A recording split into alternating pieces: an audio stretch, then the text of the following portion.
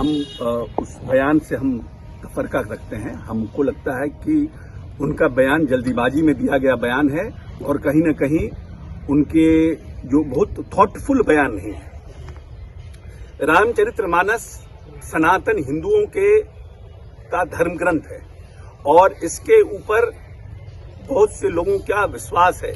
आज भी जो हिंदू परिवार है उसके यहाँ पर सुंदरकांड रामचरितमानस का बजाबता हर रोज पाठ होता है। उसके बाप दादा, उसके माता पिता रामचरितमानस का पाठ करते हैं, रामचरितमानस की चौपाई को पढ़ते हैं, सुंदरकांड का पाठ होता है।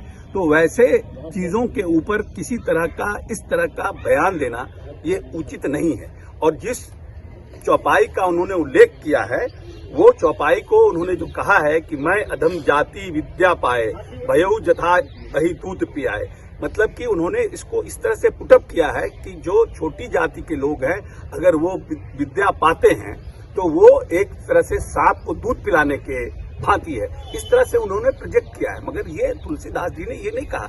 ये कहीं न कहीं किसी उदाहरण का किसी न किसी चौपाई को उन्होंने जो पुटअप किया है वो दूसरे तरह का है। वो पंक्ति काक भुसुंडी जी का है। संदर्भ यह है कि वह अपने शैव गुरु के पास शिक्षा लेने गए थे। तब गुरु ने कहा था कि शिव राम के भक्त हैं।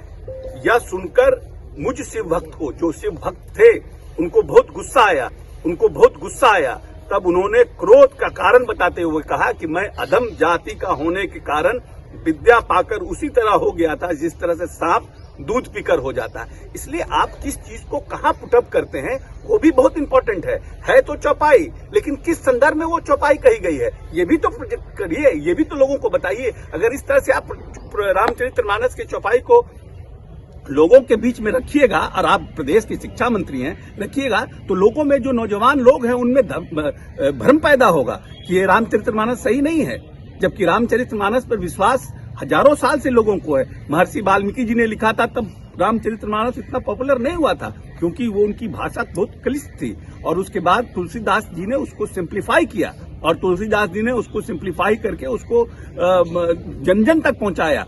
और सबसे बड़ी बात है कि रामचरितमानस में सबरी कौन था, रामचरितमानस में वो नाविक कौन था, मलाह कौन था जिन्होंने भगवान राम को पार कराया नदी।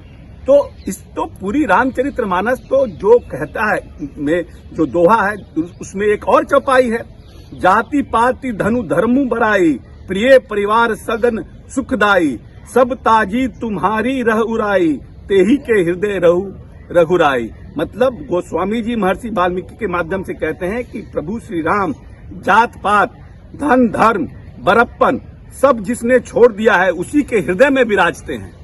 तो आप कॉन्ट्रडिक्शन को कैसे कॉन्ट्रडिक्ट कर रहे हैं? एक चौपाई बोल करके आप पूरे देश में कॉन्ट्रडिक्ट कर रहे हैं। एक चौपाई बोल करके आप पूरे देश में आपने पूरा सेंसेशन पैदा कर दिया, सनसनी पैदा कर दिया। 10 लोग आपको खिलाफ में आपके बोल रहे हैं और इससे महागठबंधन के लोगों के बारे में एक भ्रम पैदा हो रहा है कि हम लोग जो है हिंदू और रामचरितमानस विरोधी हैं।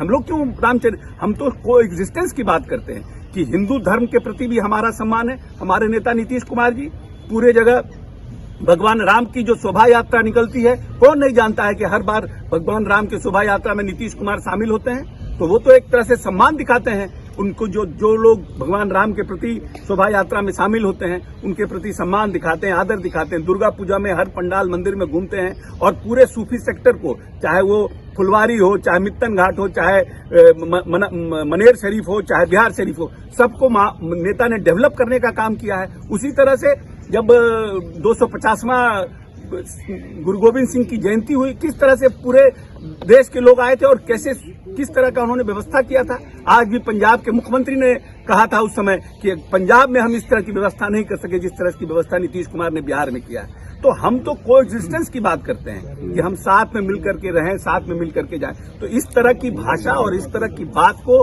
बयानबाजी को बंद करना चाहिए। तो माफी नहीं मांगेंगे, वो बोल रहे हैं माफी नहीं मांगेंगे। नहीं, माफी नहीं मांगेंगे वो अलग बात है, क्योंकि आरजेडी ने तो अब आरजेडी के जो प्रवक्ता उन्होंने तो साफ साफ कह दिया है कि ये उनका निजी मामला है। तो अब निजी मामले में, लेकिन हम तो उनका निजी मामले को भी कंटेम्प्ट करते हैं कि ये गलत। नमस्कार, मैं हूं मानक गुप्ता।